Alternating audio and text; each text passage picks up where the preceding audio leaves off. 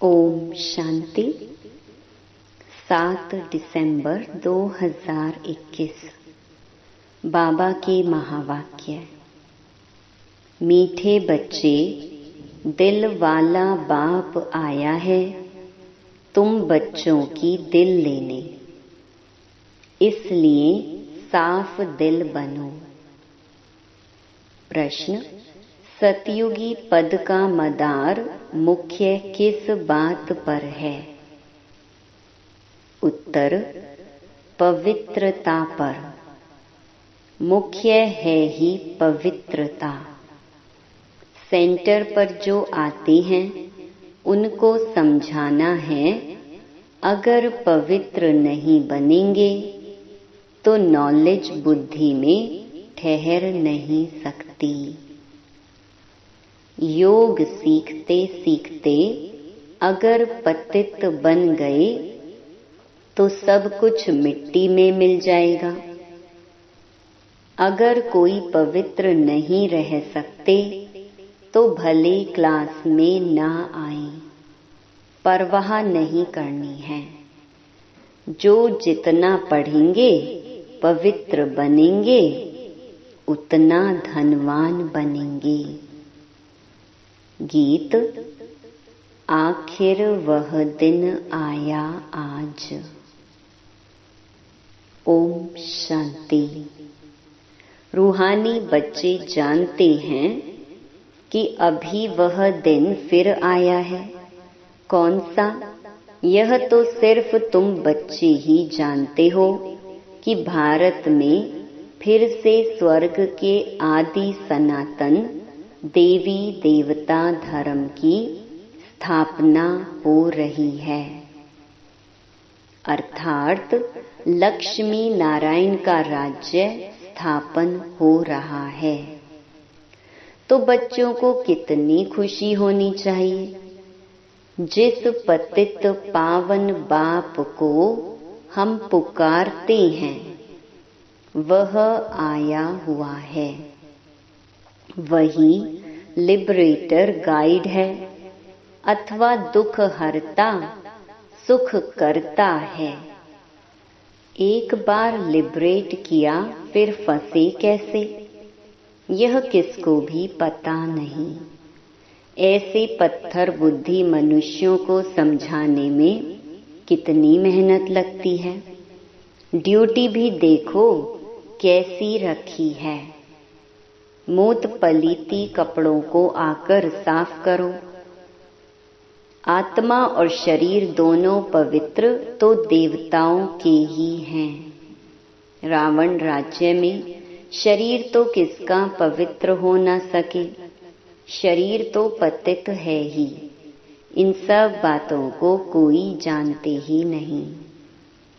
करके आत्मा कुछ पवित्र है तो प्रभाव निकलता है, परंतु फिर भी पतित तो बनना ही है ना। बेहद का बाप पतित पावन आकर कहते हैं, यह 5 विकार शैतान हैं, इनको छोड़ो। अगर मेरी नहीं मानेंगे तो तुमको धर्मराज तंग करेंगे। तुम ऑलमाइटी अथॉरिटी का कहना नहीं मानते हो तो धर्मराज बहुत कड़ी सजा देंगे। बाप आया है पावन बनाने। तुम जानते हो हम ही पावन देवी देवता थे, अब हम पतित बने हैं, तो अब फट से वह छोड़ देना चाहिए। देह अभिमान भी शैतान की मत है, वह भी छोड़ना पड़े। पहले नंबर का जो विकार है वह भी छोड़ना पड़े।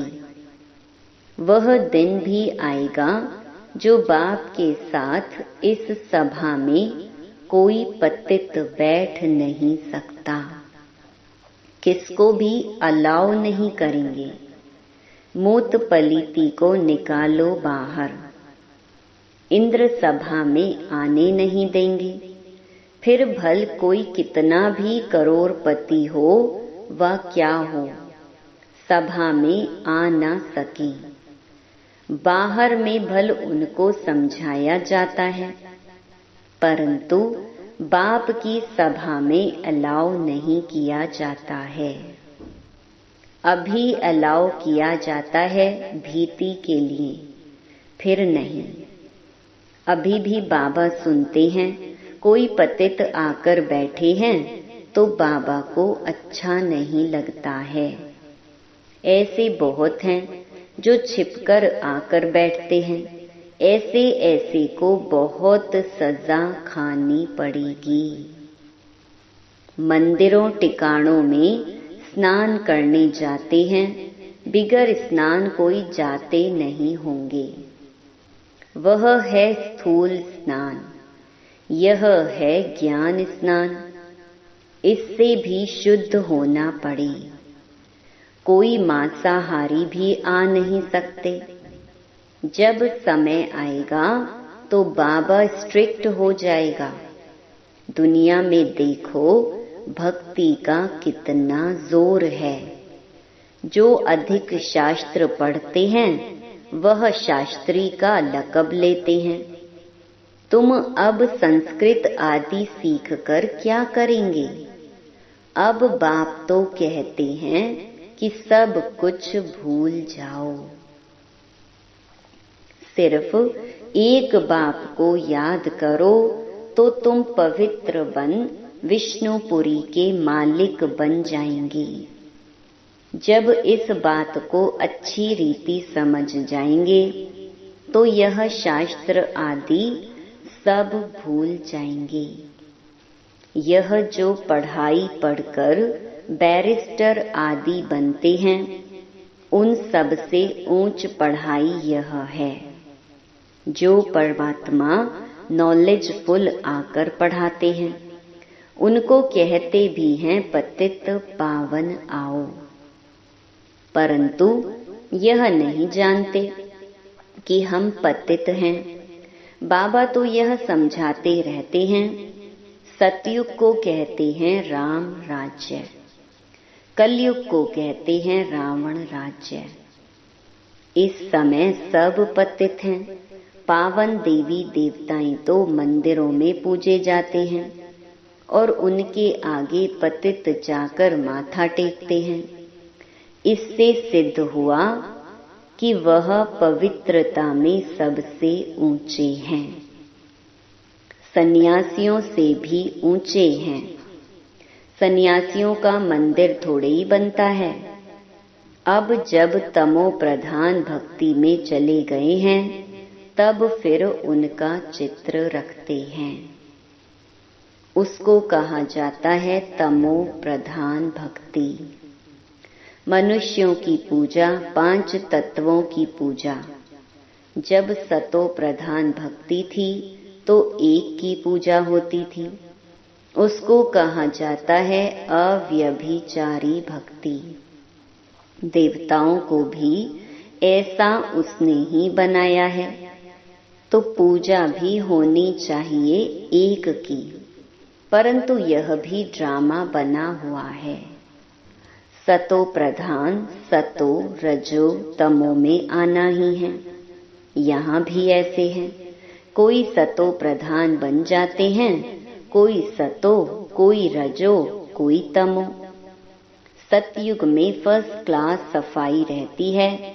वहाँ शरीर का तो कोई मूल्य रहता नहीं। बिजली पर रखा और खलास।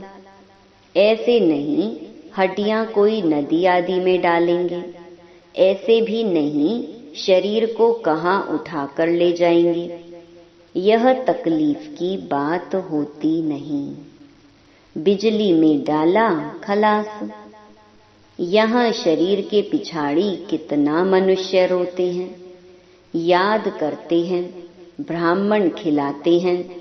वहाँ यह कोई भी बात नहीं होगी।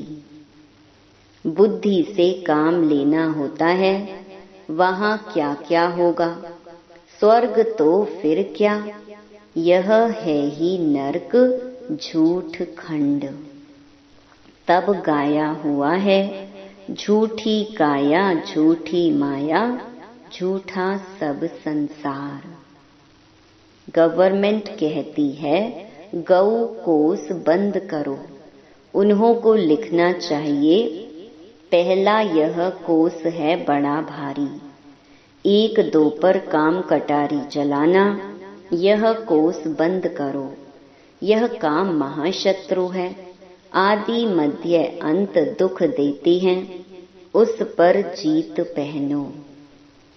तुम पवित्र बनो तो पवित्र दुनिया के मालिक बनेंगे। वहाँ देवताओं का न्यू ब्लड है, वह कहते हैं बच्चों का न्यू ब्लड है, परंतु यहाँ नया ब्लड कहाँ से आया? यहाँ पुराना ब्लड है।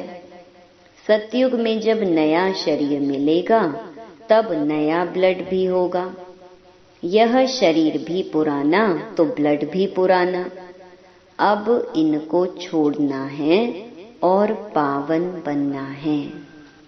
सो तो बाप के सिवाय कोई बना न सके। सबका धर्म अलग अलग है और हरेक को अपने धर्म का शास्त्र पढ़ना है। संस्कृत में मुख्य है गीता। बाबा कहते हैं मैं संस्कृत थोड़ी सिखाता हूँ, जो भाषा यह ब्रह्मा जानता है मैं उसमें ही समझाऊंगा। मैं अगर संस्कृत में सुनाऊं तो यह बच्चे कैसे समझें? यह कोई देवताओं की भाषा नहीं है। कभी कभी बच्चियां आकर वहाँ की भाषा बतलाती हैं। यह भाषाएं सीखने से शरीर निर्वाह अर्थ कोई लाख कोई करोड़ कमाते हैं। यहाँ तुम कितनी कमाई कर रहे हो? तुम जानते हो सतयुग में हम महाराजा महारानी बनेंगे। जितना जास्ती पढ़ेंगे उतना जास्ती धनवान बनेंगे। गरीब और साहूकार में फर्क तो रहता है ना। सारा मदार है पवित्रता पर। सेंटर पर जो आते हैं उनको समझाना है अगर पवित्र नहीं बनेंगे तो नॉलेज बुद्धि में ठहरेगी नहीं। 5-7 रोज आकर फिर पतित बने तो नॉलेज खत्म। योग सीखते सीखते अगर पतित बने तो सब कुछ मिट्टी में मिल जाएगा। अगर कोई पवित्र नहीं बन सकता है तो भले ना आओ, परवाह थोड़ी ही रखनी चाहिए। जन्म जन्मांतर के पापों का बोझा सिर पर है, सो बिगर याद के कैसे उतरेगा। गाया भी हुआ है सेकंड में जीवन मुक्ति। जो बाप कहे सो करना है। सारी दुनिया बुलाती तो है, हे पतित पावन आओ। हम पतित हैं परंतु पावन कोई बनते ही नहीं हैं। तो वापस भी कोई जा नहीं सकते। वे लोग ब्रह्म को परमात्मा समझ याद करते हैं। यह ज्ञान ही किसको नहीं तो परमात्मा क्या है। ब्रह्म कोई परमात्मा नहीं है, ना ब्रह्म में कोई लीन हो सकता है। फिर भी पुनर्जन्म में तो सबको आना ही है, क्योंकि आत्मा अविनाशी है।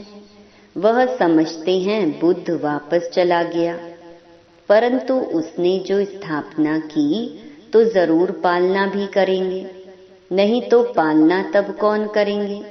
वह वापस कैसे जा सकते हैं? तुम ऐसे थोड़ी ही कहते हो कि हम मुक्ति में जाकर बैठ जाएं। तुम जानते हो हम अपना धर्म स्थापन कर रहे हैं, फिर पालना भी करेंगे। वह पावन धर्म था, अब पतित बन पड़े हैं। आएंगे भी वही जो इस धर्म के होंगे। यह कलम लग रहा है, सबसे मीठे ते मीठा झाड़ है यह देवी देवता धर्म का। इसकी स्थापना का कार्य हो रहा है। शास्त्र आदि जो भी बनाए हैं सब हैं भक्ति मार्ग के लिए। एक बाबा का ही गायन है, जो आकर मनुष्य से देवता बनाते हैं।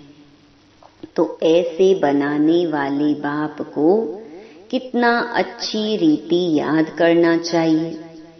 यह भी जानते हैं ड्रामा अनुसार भक्ति मार्ग को भी चलना ही है। वास्तव में सर्व का सद्गति दाता एक है, तो पूजा भी एक की करनी चाहिए। देवी देवता जो सतो प्रधान थे वह 84 जन्म भोग कर तमो प्रधान बने हैं। अब फिर सतो प्रधान बनना है। सो सिवाय बाबा की याद के बन ना सके। न किसी में बनाने की ताकत है सिवाय बाप के। याद भी एक को ही करना है। यह है अव्यभिचारी याद। अनेकों को याद करना यह है व्यभिचारीपना। सबकी आत्मा जानती है कि शिव हमारा बाबा है, इसलिए सब तरफ जहाँ भी देखो शिव को पूजते हैं। देवी देवताओं के आगे भी शिव को रखा है। वास्तव में देवताएं तो पूजा करते नहीं हैं। गायन भी है, दुख में सिमरन सब करें, सुख में करे न कोई। फिर देवताएं पूजा कैसे करेंगे? वह है रॉन्ग। झूठी महिमा थोड़ी ही दिखानी चाहिए। शिव बाबा को जानते ही कहाँ हैं जो याद करें। तो वह चित्र उठा देना चाहिए। बाकी पूजा करने वाले सिंगल ताज वाले दिखाने चाहिए। साधु संत किसको भी लाइट का ताज नहीं है, इसलिए ब्राह्मणों को भी लाइट का ताज नहीं दिखा सकते हैं। जिनका ज्ञान तरफ पूरा ध्यान होगा वह करेक्शन भी करते रहेंगे। अभूल तो कोई बना नहीं है, भूलें होती ही रहती हैं। त्रिमूर्ति का चित्र कितना अच्छा है। यह बाप, यह दादा। बाबा कहते हैं तुम मुझे याद करो तो यह बन जाएंगे। देही अभिमानी बनना है। आत्मा कहती है मेरा सिवाय एक बाप के और किसी में ममत्व नहीं है। हम यहाँ रहते भी शांति धाम और सुख धाम को याद करते हैं। अभी दुख धाम को छोड़ना है, परंतु जब तक हमारा नया घर तैयार हो जाए तब तक पुराने घर में रहना है। नए घर में जाने लायक बनना है। आत्मा पवित्र बन जाएगी तो फिर घर चली जाएगी। कितना सहज है। मूल बात है ही यह समझने की कि परमात्मा कौन है और यह दादा कौन है। बाप इन द्वारा वर्षा देते हैं। बाबा कहते हैं बच्चे मन मना भव। मुझे याद करो तो तुम पावन देवता बन जाएंगे सतयुग में। बाकी सब उस समय मुक्ति धाम में रहते हैं। सभी आत्माओं को शांति धाम में ले जाने वाला बाप ही है कितना सहज। बच्चों को बहुत खुशी होनी चाहिए। दिल बड़ी साफ होनी चाहिए। कहा जाता दिल साफ तो मुराद हासिल। दिल आत्मा में है। सच्चा दिलवर आत्माओं का बाप है। दिल लेने वाला दिल वाला बाप को कहा जाता है। वह आते ही हैं सबकी दिल लेने के लिए। सभी की संगम पर आकर दिल लेते हैं। आत्माओं की दिल लेने वाला परमात्मा, मनुष्यों की दिल लेने वाले मनुष्य। रावण राज्य में सब एक दो की दिल को खराब करने वाले हैं। तुम बच्चों को कल्प पहले भी इस त्रिमूर्ति के चित्र पर समझाया है। तब तो अभी भी निकला है ना, तो जरूर समझाना पड़ेगा। अभी कितने चित्र निकले हैं समझाने के लिए। सीढ़ी कितनी अच्छी है, फिर भी समझते नहीं। अरे भारतवासी, तुमने ही 84 जन्म लिए हैं, यह अभी अंतिम जन्म है।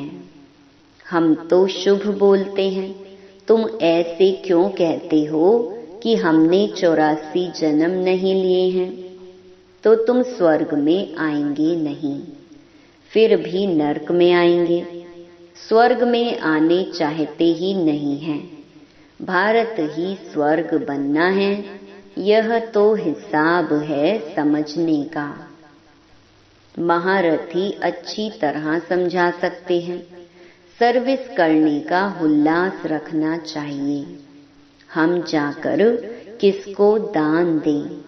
धन होगा ही नहीं तो दान देने का ख्याल भी नहीं आएगा। पहले पूछना चाहिए कि क्या आश रखकर आए हो। दर्शन की यहाँ बात नहीं। बेहद बाप से बेहद का सुख लेना है। 2 बाप है ना, बेहद के बाप को सब याद करते हैं।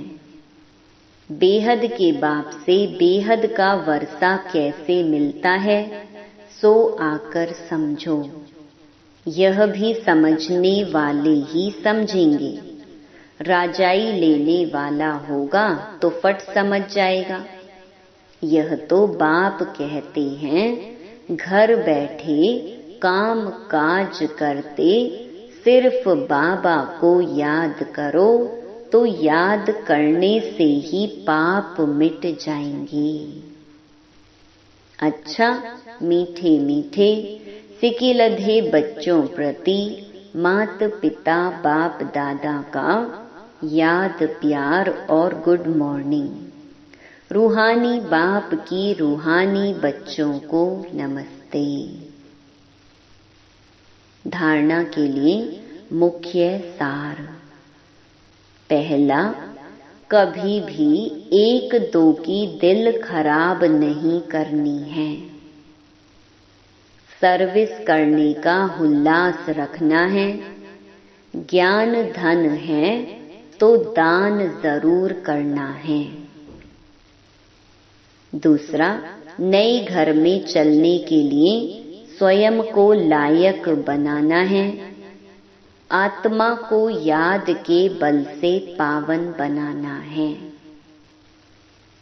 वरदान, स्वस्थिति द्वारा सर्व परिस्थितियों को पार करने वाले निराकारी अलंकारी भव। जो अलंकारी हैं वे कभी देह अहंकारी नहीं बन सकते।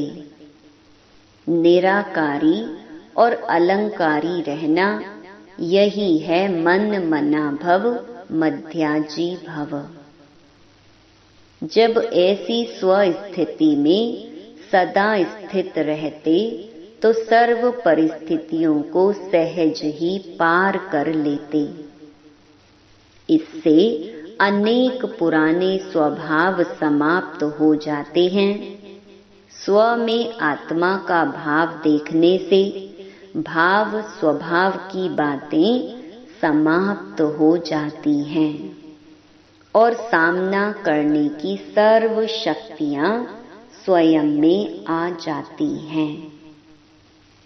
स्लोगन, संकल्प का एक कदम आपका तो सहयोग के 1000 कदम बाप के। ओम शांति।